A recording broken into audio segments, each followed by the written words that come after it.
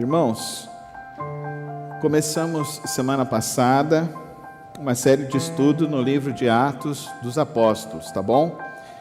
E hoje, sendo o Dia dos Pais, algumas pessoas ficam esperando que eu vou pregar sobre o Dia dos Pais, né? Mas eu vou pregar a Bíblia, tá bom, irmãos? Deus colocou o propósito de a gente estudar Atos, então nós vamos estudar Atos. Mas para os pais não ficarem desapontados com o pastor, o último ponto da pregação é uma aplicação direta para os pais, tá bom? Então, fiquem atentos que a última aplicação desta manhã será para os pais. Vamos abrir nossas Bíblias, Atos, capítulo 1. Nós vamos ler do verso 4 ao verso 14. Hoje eu quero dizer e quero estudar junto com os irmãos princípios para seguir as ordens de Cristo. Princípios para seguir as ordens de Cristo. Certa ocasião, enquanto comia com eles, deu-lhes esta ordem: não saiam de Jerusalém, mas esperem pela promessa de meu Pai, da qual lhes falei. Pois João batizou com água, mas dentre poucos dias vocês serão batizados com o Espírito Santo. Então os que estavam reunidos lhe perguntaram: Senhor, é neste tempo que vais restaurar o reino a Israel? Ele lhes respondeu: não lhes compete saber os tempos ou as datas que o Pai estabeleceu pela sua própria autoridade. Mas receberão poder quando o Espírito Santo descer sobre vocês e serão minhas testemunhas em Jerusalém, em toda a Judeia e Samaria e até os confins da terra. Tendo dito isso, foi elevado às alturas enquanto eles olhavam, e uma nuvem o encobriu de vista deles. E eles ficaram com os olhos fixos no céu enquanto ele subia. De repente, surgiram diante dele 2 homens vestidos de branco, que lhes disseram: Galileus, por que vocês estão olhando para o céu? Este mesmo Jesus, que dentre vocês foi elevado aos céus, voltará da mesma forma como viram subir. Então eles voltaram para Jerusalém, vindo do monte chamado das Oliveiras, que fica perto da cidade, a cerca de 1 quilômetro. Quando chegaram, subiram ao aposento onde estavam hospedados. Achavam-se Pedro, João, Tiago, André, Filipe, Tomé, Bartolomeu e Mateus, Tiago, filho de Alfeu, Simão, o Zelote, e Judas, filho de Tiago. Todos eles se reuniam, sempre em oração, com as mulheres, inclusive Maria, a mãe de Jesus, e com os irmãos dele. Senhor, meu Deus e Pai, abençoa esta palavra aos nossos corações nesta manhã. Abre o nosso entendimento para compreendermos a Tua vontade. Dá-nos, ó Deus, do Teu Santo Espírito, para que, ó Deus, possamos viver sempre dentro do Teu propósito e dentro do Teu querer. Que os nossos pensamentos e a nossa vida, nesta hora, Deus, esteja rendida ao Teu propósito, à Tua vontade, à Tua palavra, em nome de Jesus. Amém e amém. Bem, quero começar falando de uma curiosidade desse texto. Nesse texto que nós lemos, é a última vez que vai aparecer o nome da Maria, mãe do nosso Senhor Jesus Cristo. Depois, no restante do Novo Testamento, não surgirá mais o nome de Maria. Então, essa é a última vez que aparece, e ela aparece em pé de igualdade com todos que estão presentes. Isso é bem interessante ainda. E nesse texto também apresenta-se que está Maria e logo em sequência os irmãos de Jesus. Então isso coloca fim em xeque a questão da imaculação de Maria.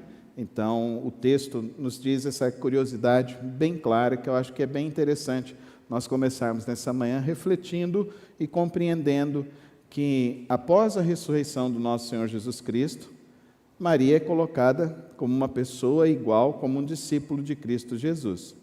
Agora, o nosso tema nesta manhã é quais são os princípios para aqueles que querem seguir as ordens de Jesus. O episódio, então, aqui está reunida a igreja. Se você olhar o texto, deve estar aqui aos pés do Monte das Oliveiras, algo em torno de 120 pessoas, que são os 70 enviados, os 12, as mulheres ao redor. E isso, então, já nos mostra uma característica importante da igreja, que a igreja ela se torna, então, inclusiva para todas as pessoas, ela é inclusiva também para todas as pessoas e cai por terra em xeque, porque na sinagoga era só para os homens. E aqui, então, a igreja começa com a inserção de todas as mulheres, e as mulheres recebendo a mesma missão que o Senhor Jesus Cristo deixou aos homens. E é interessante isso também, porque nós temos os discípulos, que são os apóstolos, nós temos as mulheres, nós temos os 70, mas nós temos mais algumas pessoas que estão inseridas nesse contexto. E todas elas recebem a mesma missão. E qual é a missão? A missão é ser testemunha de Cristo Jesus. Esta palavra, na sua origem, ela traz para nós a ideia de mártir, de martírio. Aquela pessoa que se entrega a Cristo Jesus a ponto de testemunhar, entregando a sua vida totalmente a Cristo Jesus. Então, essa palavra testemunho não é só naquela visão do jurídico que muitas vezes nós temos. É aquela pessoa que vai falar a verdade e dar a verdade pública. Não, é mais do que isso. É aquela pessoa que ela vai, além de dar a verdade, vai dar a sua vida pela verdade.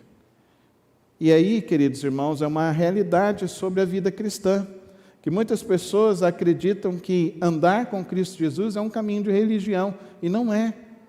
Ultrapassa esse limite de religião, porque religião é você cumprir algumas regras. Não é isso andar com Jesus. Andar com Jesus é você ser testemunha.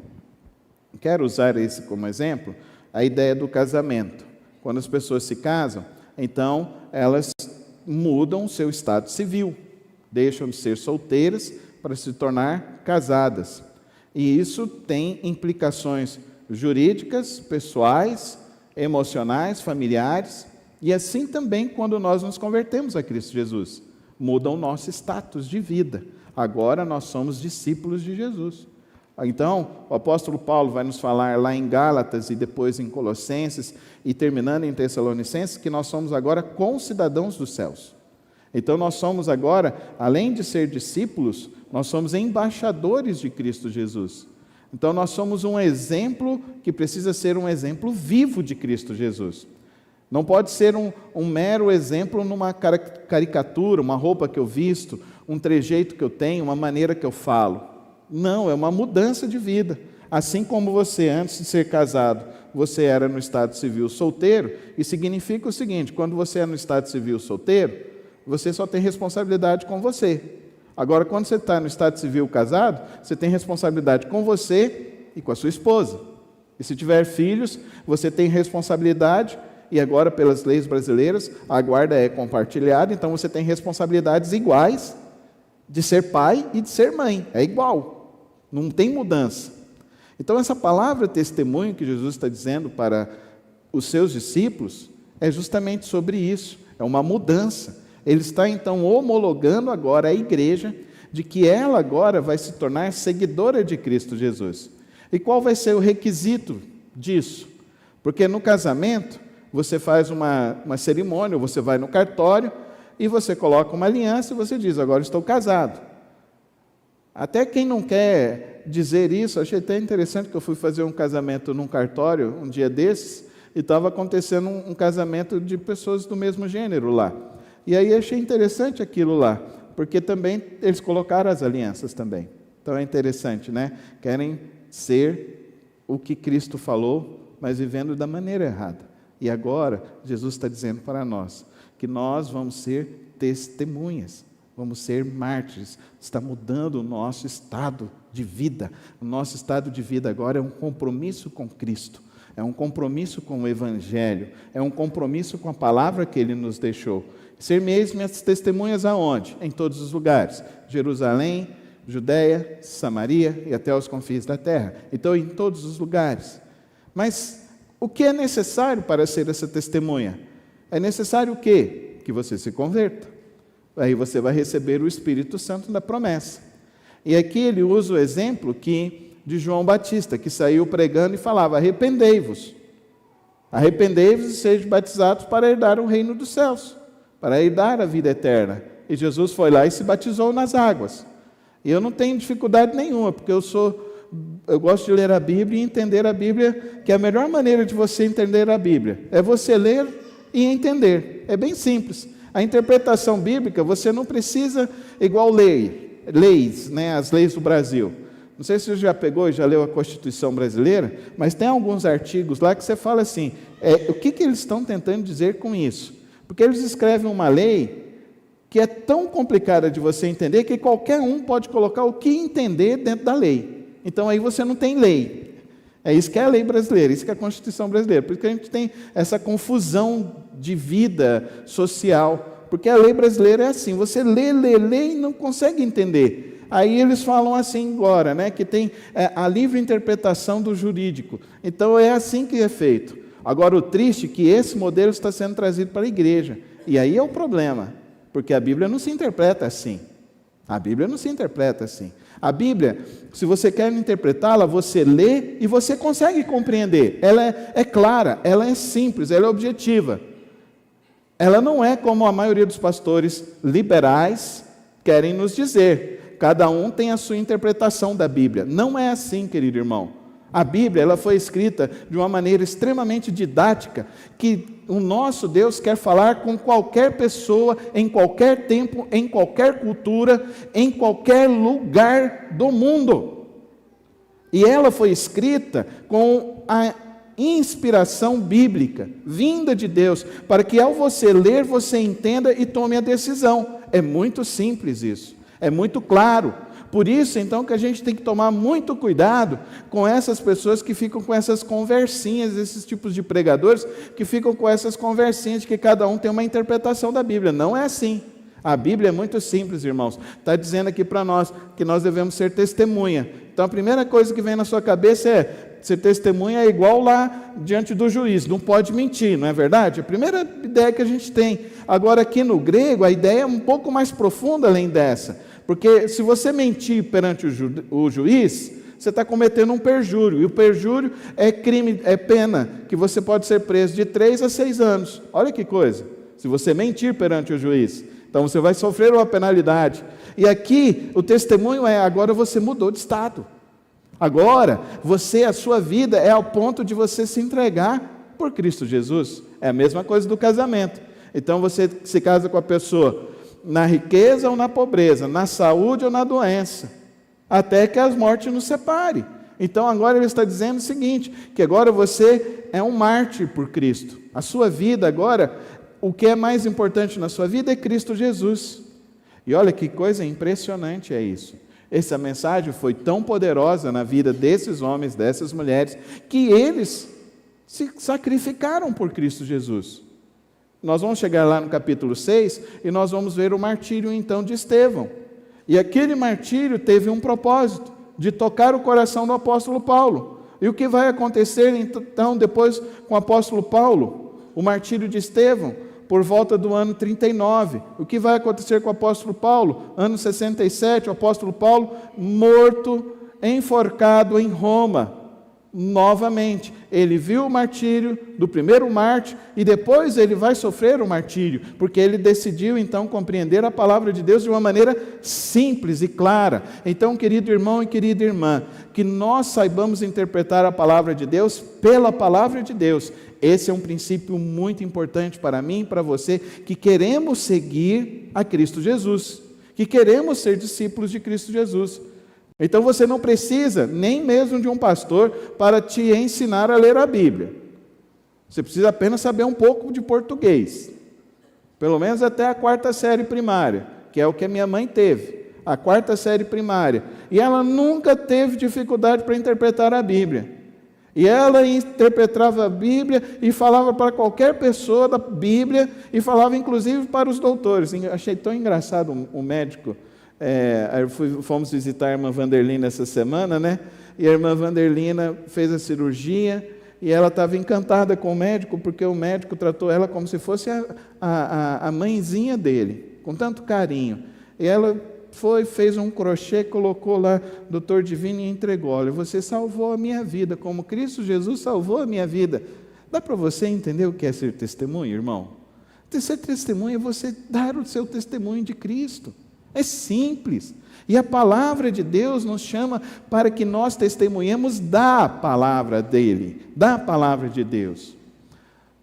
E aí ele fala então, você vai ser testemunha ao receber o Espírito Santo. E aí eu lembro para você que para receber o Espírito Santo precisa haver arrependimento. Fala comigo, arrependimento. Então nós temos que nos arrepender. Arrepender do quê? Da nossa vida de pecado, da nossa vida sem Deus. E arrependimento, nós recebemos o Espírito Santo de Deus. Por que acontece então em tempos diferentes, pastor? Porque aqui é a inauguração, aqui é o começo dessa história toda que nós vamos viver. Mas a partir daqui, nós vamos ter um encontro lá de Felipe com o etíope. Lá vai falar para nós que o etíope se converteu, foi batizado e foi embora. E provavelmente esse etíope, ele foi lá para as ribanceiras lá da Índia, e lá, quando chega-se lá na Índia, conta-se uma história de um homem que havia encontrado alguém que tinha morrido e ressuscitado. Isso virou um mito no meio da Índia. Dá para você entender que ser testemunha é você viver essa verdade. E essa verdade toca o coração de homens e mulheres que aceitam a Cristo Jesus e recebem o Espírito Santo da promessa. Pastor, eu ainda não recebi o Espírito Santo da promessa. Então se converte, irmão. Amém? Amém, irmão? Se converte. E como que eu sei que eu tenho o Espírito Santo de Deus, pastor? É quando você não quer mais mentir. Aí você sabe que você tem o Espírito Santo de Deus. Quando você não quer mais mentir.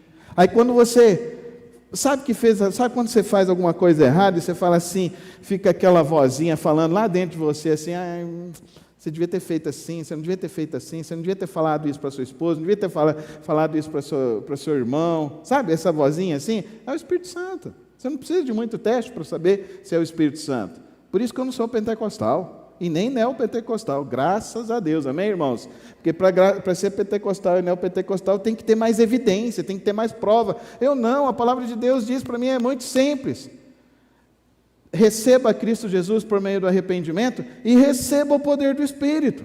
E é o poder do Espírito que age em mim. É o poder do Espírito que está querendo agir na sua vida. E como que ele vai agir? Ele vai agir quando nós estamos dispostos a testemunhar. Porque o contexto do texto é esse. Ao receber, você vai ter a vontade de testemunhar. E é isso que os discípulos vão fazer. Eles vão começar a testemunhar. Vão testemunhar em quais lugares? Em todos os lugares possíveis. E é isso que eu e você precisamos ter de vontade. Para mim, a maior evidência da ação do Espírito Santo em nós é o nosso desejo de evangelizar. Não é falar línguas estranhas. Isso é muito intimista, muito simples, muito pequeno. É profecia. Igual eu e o André ouvimos essa semana, né? É profecia, eu quero ouvir profecia. Irmão, eu não preciso de profecia nenhuma. E Jesus repreende os discípulos aqui na cara. Senhor, é agora que vai vir, então, vai vir o estabelecimento de Israel. A mentalidade desses homens era uma mentalidade política e econômica. Mas a economia do reino de Deus não é uma mentalidade política e econômica. Não é uma mentalidade estatal. Não é essa a mentalidade. A mentalidade do reino de Deus é em nós. A mentalidade do reino de Deus é uma mudança em nós. Porque se o Espírito estiver em nós, e se o Espírito começar a fluir através de nós, o nosso testemunho será altamente impactante na vida das pessoas. E é por isso que o Evangelho chegou até nós.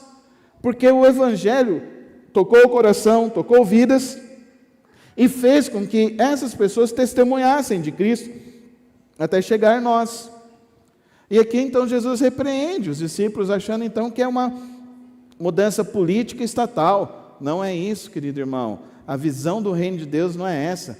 Querido irmão, quero te dizer uma coisa. A política e o Estado, se forem sem corrupção, será bom. O que estraga a política e o Estado é a corrupção. Agora, se nós tivermos verdadeiros crentes dentro da política, mas que não estão querendo fazer politicagem, mas querem ser cristãos ali, honestos, então eles vão comprar tudo no preço certo e não vão aceitar lesar o Estado. O problema é que essas duas coisinhas não estão dando muito certo aqui para nós, né, irmãos? Infelizmente. Não estão se levantando tantas pessoas assim que entendem isso, que a vida com Deus é uma vida na verdade, é uma vida na palavra. Então, paremos de colocar nossas esperanças em políticas e na economia. Coloquemos a nossa esperança em Cristo Jesus. E aí é isso que Jesus está dizendo: olha, não compete vocês a saberem. Então, queridos, quando ele diz não compete a saber, e só o Pai sabe, significa o seguinte: marcar a data da volta de Cristo é errado, você não precisa ficar nessa expectativa. Pastor, mas o senhor falou que Cristo está voltando. Sim, os sinais estão aí, evidentes. O que isso requer de mim? Requer que eu pregue, testemunhe, evangelize, fale de Cristo, santifique a minha vida, fuja do caminho do pecado e busque cada vez mais estar na presença de Deus. É isso. Agora, vocês nunca vão ouvir o pastor: olha, dia 31 de agosto nós vamos reunir aqui porque Cristo está voltando, vai ser o arrebatamento da igreja. Se eu fizer isso, eu dou autorização para os irmãos, já vai ficar gravado, dou autorização para mandar me prender ou fazer qualquer outra coisa. Você entendeu? Eu não sou pastor de seita, não sou, eu sou pastor da Bíblia. E ser pastor da Bíblia é ter responsabilidade com a palavra de Deus, é ler a palavra de Deus e comunicar a palavra de Deus e viver a palavra de Deus. E esse é o ponto mais central da nossa vida. E aqui é interessante, está lá, Jesus subiu, o que o povo fica vendo, fica fazendo? Fica olhando para o céu, né? Está à toa na vida, vendo a banda passar, né? Desce dois homens e fala: acorda, segue a vida, agora é vida que segue. E como que a vida vai seguir, pastor? A vida vai seguir como? A vida vai seguir com os discípulos de Cristo, testemunhando do amor de Cristo para as pessoas. Quais discípulos? A igreja. Eu e você, testemunhando de Cristo. Falando de Cristo, anunciando a Cristo Jesus. Então, querido irmão, um grande problema da igreja é ficar esperando a solução do céu. Tem muita gente que está assim na vida, esperando uma solução do céu. Deus vai fazer alguma coisa, pastor? Está fazendo, amém? Está fazendo. Eu não estou esperando Deus dar um sinal para mim, eu não preciso mais de sinal. Eu não sou Gideão. O sinal para mim está na Bíblia, amém, irmãos? Ah, pastor, mas o senhor não ora pedindo a Deus sinal? Não, eu só oro a Deus para que eu não ande no caminho do mal. Amém, irmãos? Não é isso que Jesus ensinou a gente? Nos afasta do caminho do mal. Que eu não ande no caminho do mal. Como que eu não vou andar no caminho do mal? Arrependimento, ler a Bíblia, testemunhar. E aqui então ele fala aqui, nessa comunhão dos santos. O que essa igreja fazia? O que eles estavam reunidos fazendo? Verso 14. Todos eles se reuniam sempre em oração. Aqui é a parte fundamental, viu? Aqui é o ponto que eu quero deixar para os homens. Nas reuniões de oração nós temos mais o costume de ver mulheres do que homens. E aqui a igreja é desafiada a orar. E a questão fundamental que ele deixa aqui para nós sobre a igreja é justamente isso, oração.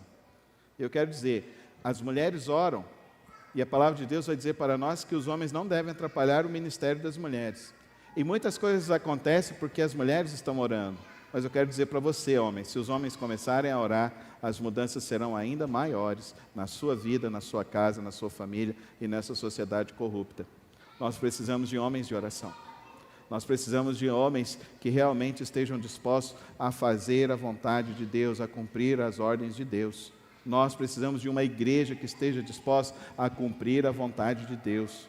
Uma igreja que queira viver a vontade de Deus, ser fiel testemunha de Cristo Jesus. Esse é o objetivo desse texto para nós nesta manhã. Vivermos uma vida verdadeira com Cristo Jesus. Sair desse mundo da fantasia. Então, queridos, que eu e você nesta manhã possamos entender que a nossa prioridade central nesta vida é seguir a ordem de Cristo, cumprir o que Cristo nos deixou. E o que Ele nos deixou, inicialmente, arrependimento dos nossos pecados, das nossas faltas. Viver na força do Espírito Santo de Deus. Não precisa de muitas coisas, leia a Bíblia que ela vai te ensinar a andar na força do Espírito Santo. Terceira coisa, parar de ficar olhando para o nada e esperando alguma coisa acontecer. Não, começa a dar o primeiro passo, tá bom? Dê o primeiro passo. Quer que seu casamento melhore, querido irmão? Então começa a orar, começa na oração, depois começa no perdão, e aí vai, seu casamento vai melhorar. Pastor, eu quero que minha vida financeira avance. O que o senhor vai falar hoje para que eu possa prosperar? Então, querido irmão, para de ficar olhando para o céu, comece a orar, comece a trabalhar, que Deus vai te abençoar. Ser fiel no pouco, que sob o muito eu te colocarei. Confie nessa palavra, que essa palavra é poderosa. Então comece a agir, comece a ter essa sabedoria, e você vai prosperar na sua vida. Pastor, eu estou com problemas emocionais, como é que eu vou fazer? Então para de ficar buscando uma solução em qualquer outro lugar, e a sua solução está em Cristo Jesus. Porque Ele falou que Ele é a nossa água viva, e que rios de água viva fluiriam por nós. Então beba da água viva, beba da palavra, se encha da palavra, porque ela vai inundar seu coração de gozo, de júbilo, de alegria, de amor, de paz, de força, e isso vai fazer com que você venha a romper. Agora, a raiz de tudo isso daqui, em suma de tudo isso daqui, a oração. Eles se reuniam para orar. E querido irmão e querida irmã, eu quero dizer uma coisa: nós não temos visto grandes milagres acontecer, é porque o povo de Deus não ora. O povo de Deus não ora. Eu, quando estava estudando esse texto na terça-feira, todos os dias da semana o Senhor me acordou 3 horas da manhã, e eu só conseguia dormir depois das 5 horas. E durante todos esses dias, eu comecei a orar, e eu perguntava ao Senhor: Senhor, o que queres? Senhor, o que queres? E esse texto começou a ecoar, e ele falava assim: eles se reuniam para orar, eles se reuniam para orar, eles se reuniam para orar, eles se reuniam para orar. A igreja não precisa pintar de preto, a igreja não precisa de ter os melhores músicos, a igreja não precisa pagar 150 mil para pregador vir falar para encher a igreja não precisa de artifícios humanos para que ela cresça, mas a igreja que tiver homens de oração, ela vai crescer naturalmente. As suas famílias serão famílias que encantarão as pessoas ao seu redor. As suas famílias serão um testemunho vivo do poder do amor de Cristo. A sua família será uma família, e os seus filhos serão filhos cheios do Espírito Santo de Deus, para testemunhar desse amor de Cristo Jesus. Então, queridos irmãos, eles oravam, que eu e você aprendamos a orar e a viver uma vida de oração com Cristo Jesus. Amém? Vamos ficar em pé na presença do Senhor. Coloque a sua vida diante do Senhor. Se nessa manhã o Senhor falou com você sobre a necessidade de arrependimento, arrependa-se. Pai querido, Pai celeste, toma as nossas vidas nesta manhã, Senhor. Que nada atrapalhe, ó Deus, a Tua palavra aos nossos corações nesta manhã.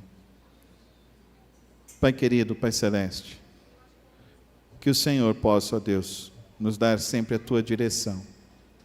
Que nós possamos ter a disposição, Senhor, de viver a Tua palavra, de testemunhar da Tua palavra, a tempo e fora de tempo. Toma as nossas vidas, Senhor, nesta manhã. É assim que oramos, em nome de Jesus. Amém.